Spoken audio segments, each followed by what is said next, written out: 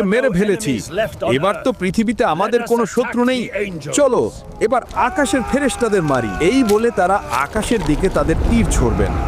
আল্লাহর তাদের এই অহংকারকে পৃথিবীর মানুষের সামনে প্রকাশ করার জন্য সেই তীরগুলোকে রক্তমাখা অবস্থায় তাদের কাছে ফিরিয়ে দেবেন। রক্তমাখা তীর দেখে তারা আনন্দে চিৎকার করে বলবে, দেখো আমরা আকাশের ফেরেশতাদের মেরে ফেলেছি, এখন আমরাই এই মহাবিশ্বের শাসক। তাদের এই ভয়ঙ্কর অত্যাচারে পৃথিবীর ঈমানদার মানুষেরা খুবই বিপদে পড়ে যাবেন।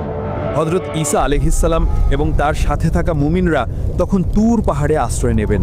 সেখানে তারা অনেক কষ্টে পড়বেন। খাবারের এমন অভাব দেখা দিবে যে একটা গরুর মাথার দাম 100টা সোনার মুদ্রার চেয়েও বেশি মনে হবে। ক্ষুধা আর কষ্টে ঈমানদারদের অবস্থা নাজেহাল হয়ে যাবে। সেই কঠিন আর অসহায় মুহূর্তে যখন বাঁচার আর কোনো উপায় থাকবে না, তখন হযরত ঈসা আলাইহিসসালাম এবং তার সঙ্গীরা